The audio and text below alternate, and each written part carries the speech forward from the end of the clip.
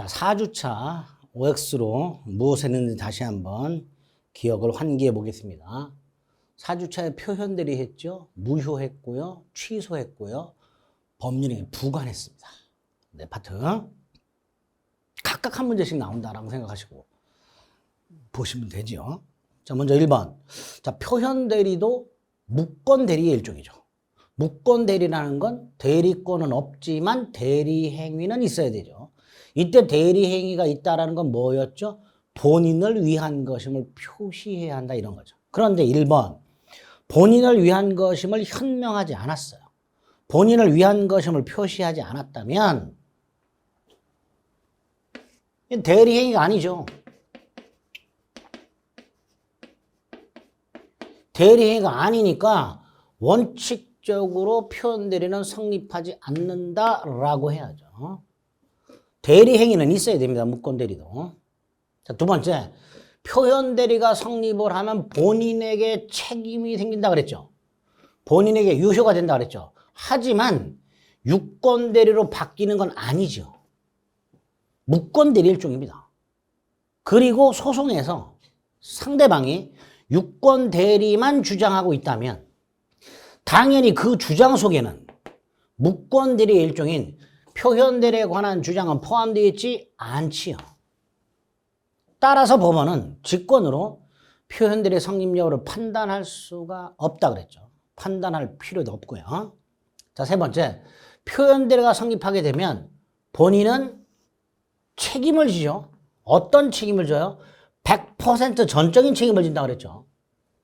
설령 상대방이 과실이 있다 하더라도 그 과실을 상기하여 본인 책임을 경감할 수는 없다 그랬죠.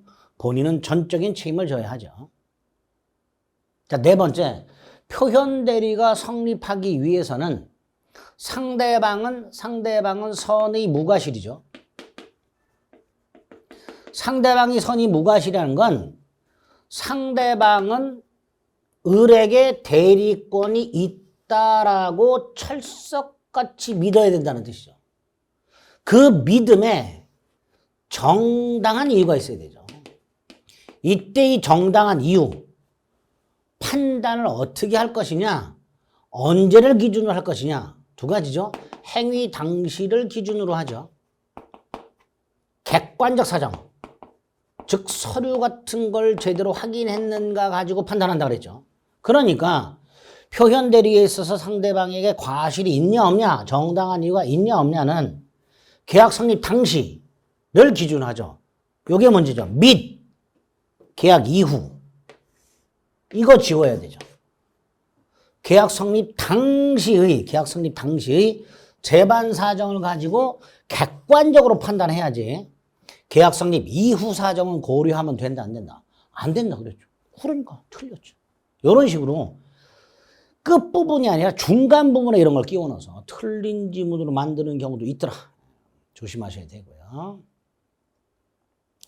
자, 4번까지 봤고요. 자, 5번.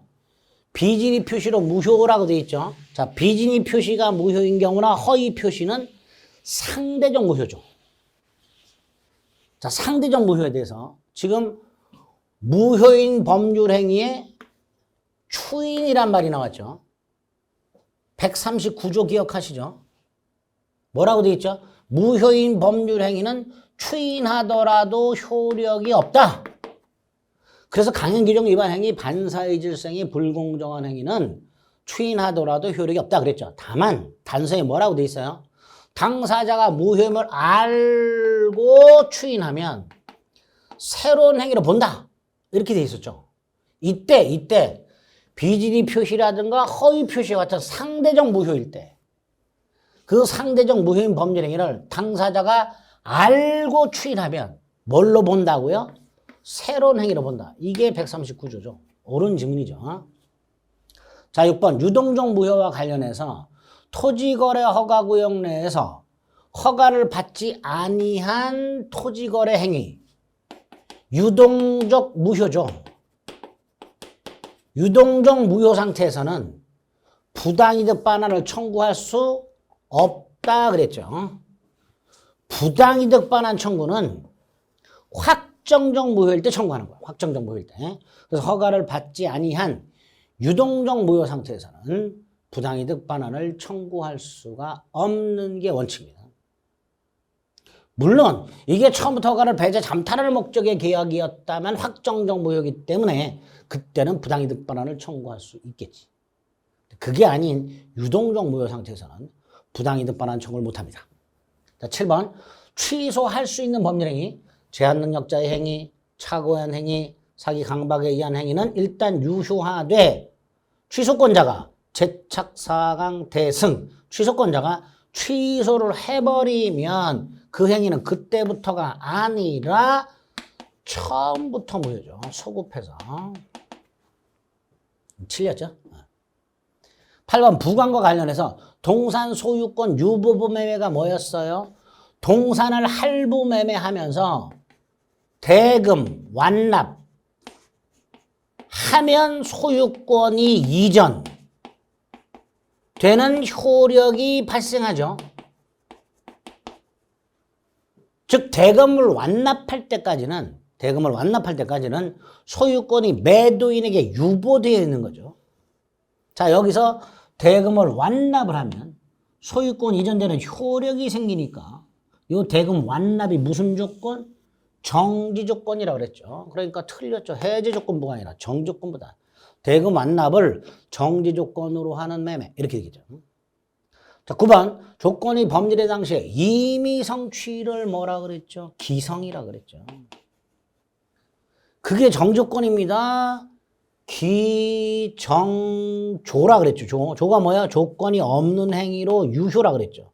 그러니까 무효가 된다. 틀렸죠? 그 법률행위는 조건 없는 행위로 유효다라고 해야 되겠죠. 기정조, 기해모, 불정모, 불해조 이렇게 되겠죠. 자, 마지막 10번. 기한의 이익과 관련해서 153조 1항.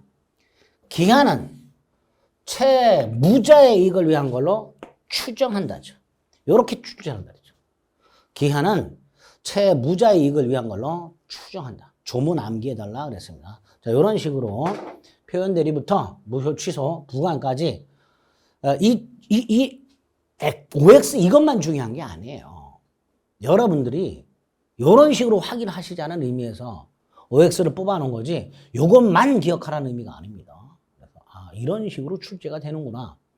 어디를 틀리게 출제하는가, 어느 부분이 중요한가 그런 걸 파악을 하시라는 의미에서 OX 지문을 여러분에게 제공하는 거니까 이런 식으로 출제된다는 그 방향, 그거를 여러분들이 캐치하셔서 나중에 이제 이게 아닌 다른 지문들을 보더라도 어디가 중요했는데 그걸 바꾸겠지. 그런 게 이제 눈에 보이기 시작한단 말이죠.